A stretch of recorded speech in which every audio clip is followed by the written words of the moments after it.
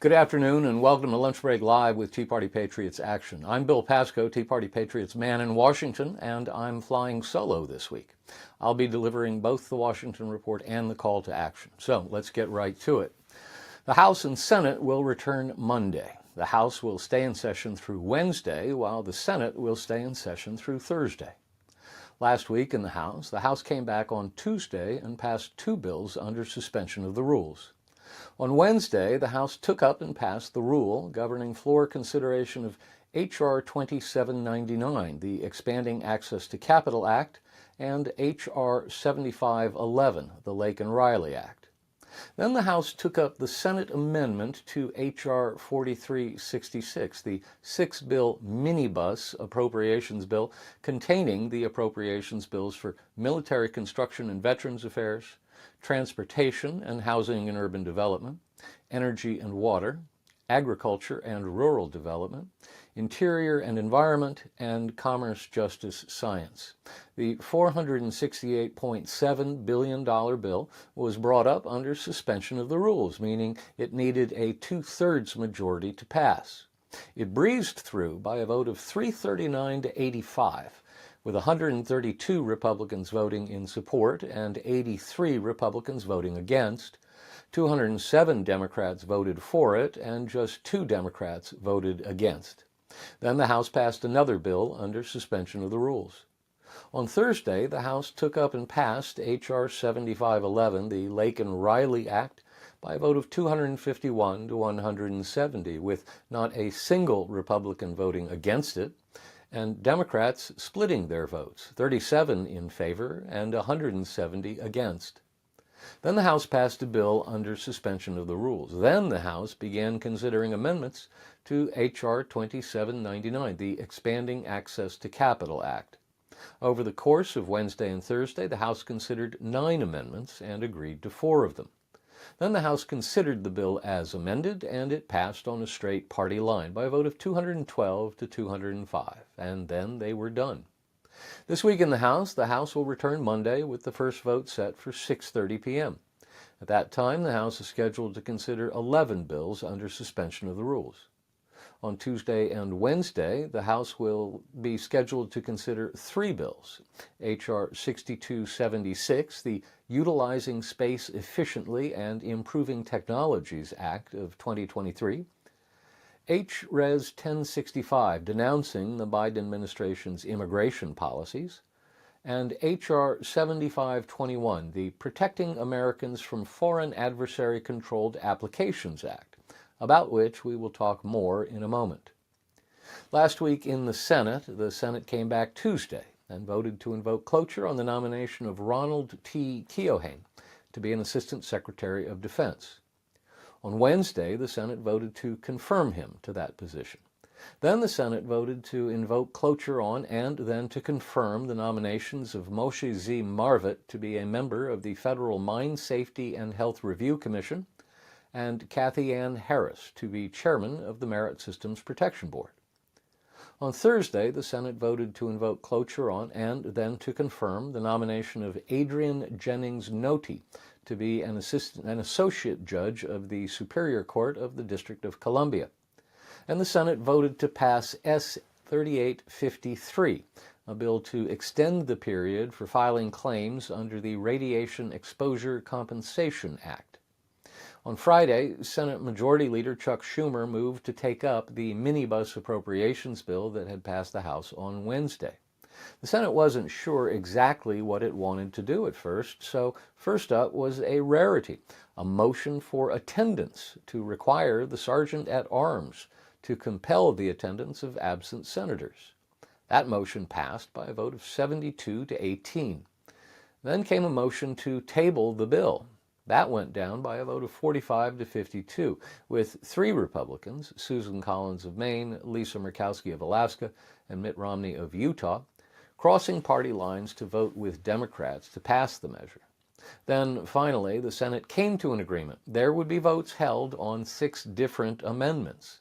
With that agreement in hand, the Senate voted by 63 to 35 to invoke cloture on the motion to concur in the House amendment to the Senate amendment. And then, one by one, the 6 amendments were voted on. and each of the 6, not surprisingly, was defeated.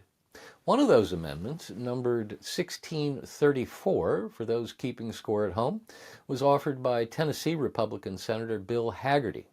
The Hagerty Amendment would have prevented the U.S. Census Bureau from counting illegal immigrants for purposes of apportionment and allocation of votes in the Electoral College. Elon Musk summed it up nicely in a post to X, quote, "Most Americans do not know that the U.S. Census currently counts, for purposes of voting power, all people in a district, regardless of citizenship. Senate Democrats just voted unanimously to defeat an amendment that would have stopped counting illegals for congressional seat apportionment and electoral college, that is, presidential votes. Since illegals are mostly in Democrat states and the presidential vote is shifted about 5% to the left, which is enough to change the balance of power. This is a major reason why the Biden administration is ushering in record levels of illegals and doing so few deportations," end quote. Finally, the Senate voted on the minibus and passed it by a vote of 75 to 22, just hours before parts of the government would have run out of money. And then they were done. This week in the Senate will come back Monday with the first vote set for 5:30 p.m. At that time, the Senate will proceed to a roll call vote on cloture on the nomination of Jasmine Hyjong Yoon to be a U.S. District Judge for the Western District of Virginia. Then, based on the Majority Leader's cloture filings, I anticipate we'll see votes on the nominations of Sunil R. Harjani to be a U.S. District Judge for the Northern District of Illinois, and Melissa R. Dubose to be a U.S. District Judge for the District of Rhode Island. And one more thing I anticipate that at some point early in the week, the articles of impeachment against Homeland Security Secretary Alejandro Mayorkas will be delivered from the House to the Senate, necessitating at the very least the start of a Senate impeachment trial for Secretary Mayorkas. More on that in a moment. Now let's talk about the Senate leadership contest for Republicans. The race for Senate Republican leadership is on, and so far we've got 2 candidates vying to replace outgoing Minority Leader Mitch McConnell: Texas Republican Senator John Cornyn and South Dakota Republican Senator John Thune. On Friday, Kentucky Republican Senator Rand Paul posted a poll on Twitter to gauge grassroots sentiment. He posed the question, "Who would you like to be the next Senate leader?"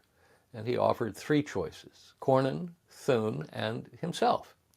Not surprisingly, by the time he closed the poll on Saturday afternoon, he had more than 175,000 responses, and again, not surprisingly, 97% of them said they wanted him as the next Senate Republican leader. Now, that's not anywhere close to a declaration of candidacy, but we'll keep our eye on Senator Paul nevertheless. Wyoming Republican Senator John Barrasso opted to bypass the contest for Republican leader and instead set his sights on the number 2 slot in the leadership, party whip. By week's end, he was telling reporters that he had spoken to almost every member of the Senate Republican Conference, and he had won enough commitments that he felt confident he would have a majority, and therefore there would be no contest for the whip's job. We'll see if that's true. I remember the contest for the Senate Republican leader position in the winter of 1984-85, after Howard Baker announced he would be leaving the Senate and left the position open. One of the leading conservatives in the Senate at the time was Jim McClure from Idaho. I remember McClure telling conservative activists that he had locked down 27 commitments, even though there were 5 candidates running. At that time, 27 votes would have been enough to win a majority on the first ballot. Conservatives were enthused going into that leadership contest, but on the very first ballot, McClure didn't win 27 votes. He didn't win 7 votes. He won precisely 3 votes, and was the first candidate thrown out of the race, which was eventually won by Kansas Republican Bob Dole. The lesson is commitments in leadership contests are iffy things. Put another way, when it comes to leadership contests, senators lie to one another. These contests are run by secret ballot, and politicians like to please people. It's part of their makeup. Remember, this contest will take place after the election, and there may well be other candidates who drop their names in the hat. Now to banning TikTok. The House Energy and Commerce Committee met Thursday to be briefed by officials from the FBI, the Department of Justice, and the Office of the Director of National Intelligence on the capabilities of the popular social media app TikTok, which is owned by ByteDance, which is a Chinese company headquartered in Singapore, which is another way of saying it's controlled by the Chinese Communist Party. Companies based in China are required to hand over data to the Chinese government if the government requests it. Officials of TikTok have said repeatedly that their U.S. users' data is not based in China. That doesn't seem to have eased anyone's concern. Senior national security officials of the Biden administration and senior members of Congress remain concerned about data security issues surrounding the social media app. The Congress passed a law at the end of 2022 that prohibits the app from being downloaded to a government phone. After the briefing last Thursday, the Energy and Commerce Committee held a markup session for H.R. 7521, the Protecting Americans from Foreign Adversary-Controlled Applications Act, which would require that ByteDance sell TikTok or see the app banned in the United States. ByteDance was not taking this lying down. Consequently, the members of the committee were bombarded with phone calls from constituents the day before and the day of the markup. ByteDance had sent a message to all of its users who lived within the districts of the committee members. That message urged the users to call their member of Congress and tell them to keep their hands off TikTok.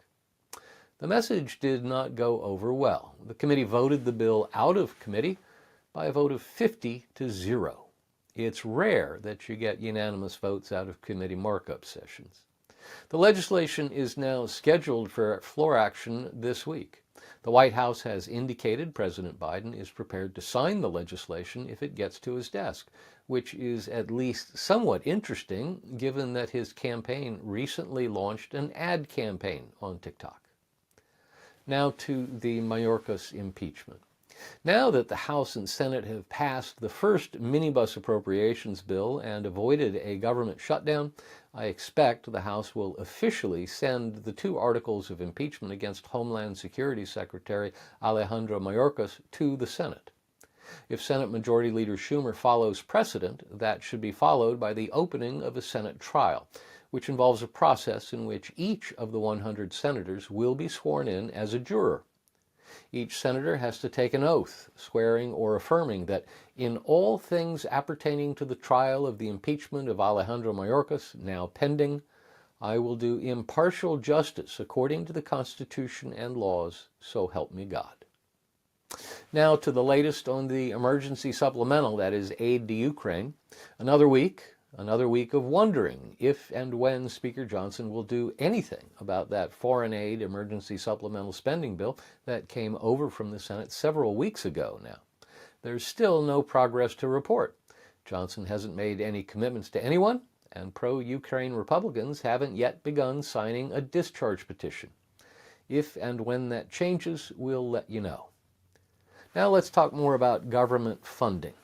It passed the House on Wednesday and passed the Senate on Friday and was signed into law by President Biden on Saturday, the first of 2 minibus catch-all appropriations bills containing the spending instructions for 6 different appropriations bills. Now comes the hard part, passing the remaining 6 appropriations bills through both houses of Congress before the end of next week, March 22nd. Why is this one the hard part? Because the first minibus bill contained about 30% of federal discretionary spending. The remaining 70%, including the giant appropriations bills for the Defense Department and the Department of Homeland Security, will go into this second omnibus bill. We still don't have any agreement on top-line spending breakdowns. We'll let you know when we hear more.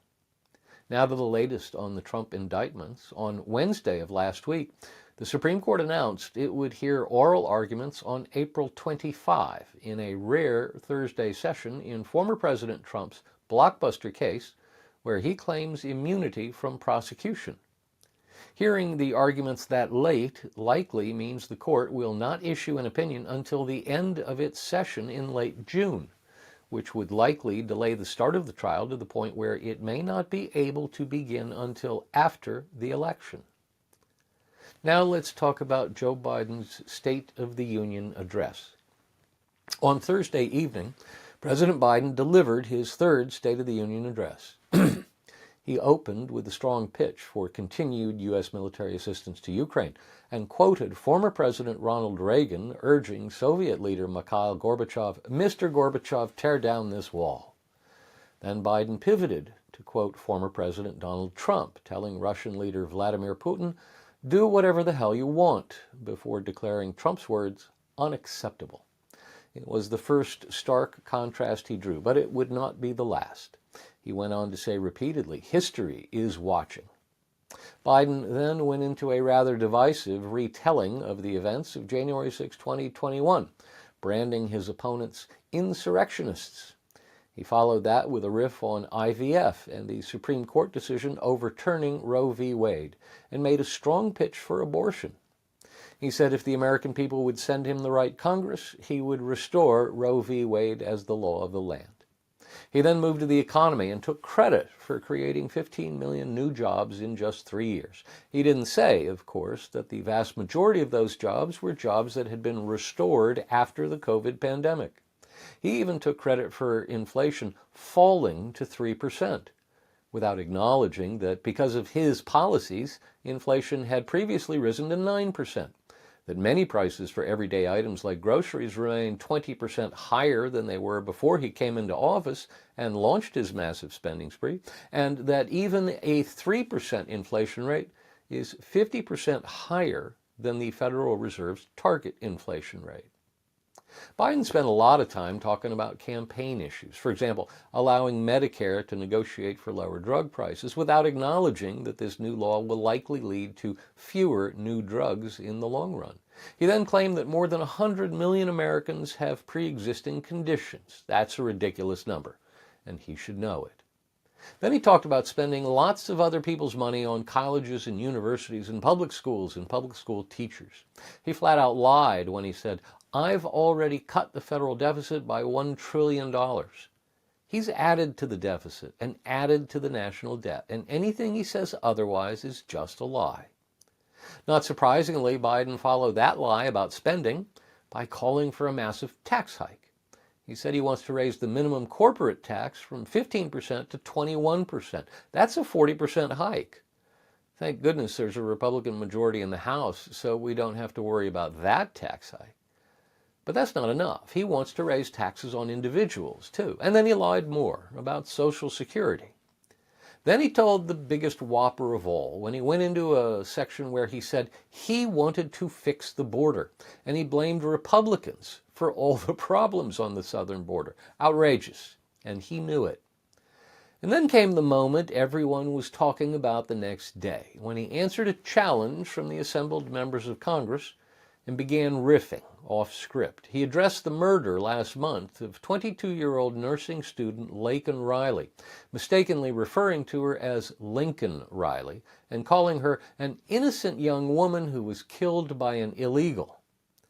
And then, because he's Joe Biden, he tried to bond with her parents by citing the loss of his own children. Laken Riley's mother wanted none of it. The next day, she excoriated him publicly for it. The right slammed him for not getting her name right. The left slammed him for calling her alleged murderer an illegal. He chose the cleanup on aisle 5 route, first issuing a press statement and then going on MSNBC to grovel for forgiveness for having gotten his approved nouns wrong. At least he hadn't misgendered the assailant.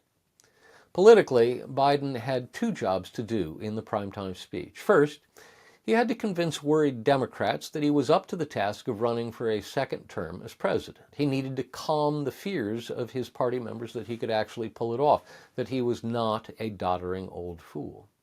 He chose to make his case by raising his voice, yelling and virtually shouting in some places to make his point, as if he believed volume was the necessary tonic. Based on the reaction we saw over the weekend, he succeeded in quieting the bedwetters in the Democrat Party. But he had a second job to do, too. He had to play to the middle, to the independents who typically decide presidential elections. He is, after all, a president with approval ratings at historically low levels, in the upper 30s. You simply cannot get reelected if you don't start winning more of the middle. But to my eye, he did none of that. He played right down the line to his left-wing base. He spoke of government programs where he would take money from one group of people and move it to another group of people, where the takees are disfavored and the takers are favored. He made big corporations and Republicans out to be evil. That's left-wing politics in a nutshell, and it's what he's been pushing for since he was first elected back in 1972.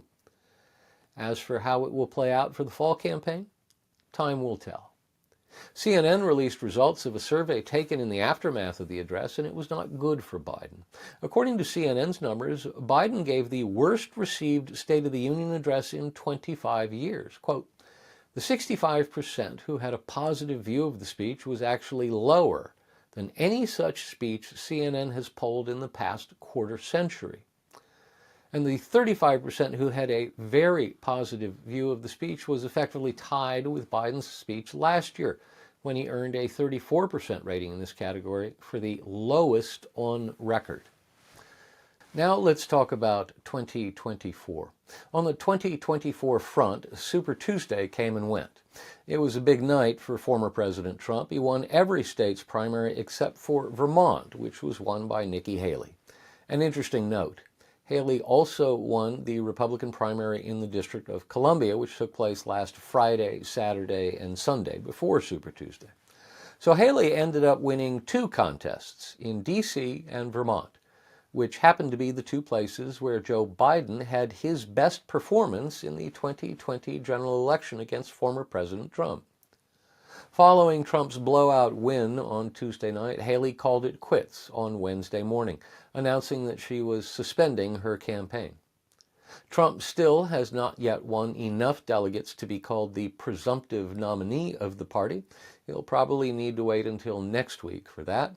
But the RNC isn't waiting around. On Friday, in the wake of the resignations of party chair Ronna McDaniel and co-chair Drew McKissick, the committee elected North Carolina Republican Chair Michael Whatley as chairman and Trump daughter-in-law Lara Trump as co-chair. Perhaps more importantly, Trump installed his co-campaign manager, Chris LaCivita, as chief operations officer at the Republican National Committee and brought back lawyer Sean Cairncross to watch over the spending at the RNC. Now to the Jenny Beth Show. Episode 55 of the Jenny Beth Show dropped last Wednesday.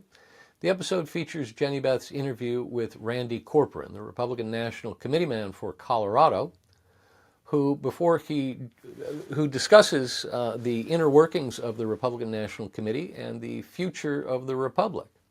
Randy is an attorney and a talk radio host and was one of the first grassroots activists I met in the Tea Party movement. He's a good friend and a strong conservative, and the episode is highly recommended. And that's our Washington Report for this week. Now to the call to action. Finally, after several weeks of waiting, I am confident that this week the two articles of impeachment against Homeland Security Secretary Alejandro Mayorkas will go to the Senate, which, according to the Constitution, is where a trial will take place. Except there's still nothing that mandates that a trial take place. In fact, we've said it before, the last time someone in the executive branch who was not the president was impeached, that was a federal district judge from Louisiana in 2010. The Senate shuffled it off to a committee which heard testimony in private, and then 9 months later, after the 2010 election, recommended to the full Senate that it convict the judge, which the Senate promptly did. Secretary Mayorkas, by contrast, should be put on trial. The House managers should be allowed to present their evidence to the Senate, and every Senate Democrat should be required to go on the record and vote on whether or not he deserves conviction. So call your two U.S. senators and urge them to demand a full trial for Secretary Mayorkas, and then urged them to vote to convict Mayorkas. As always, if you've got any questions, you can email us at jenny.beth@teapartypatriots.org. That's jenny.beth@teapartypatriots.org. And if you want me to answer a question on air, just add "for broadcast" to the subject line. Thanks for tuning in. We'll see you next week. Until then, be well and be active.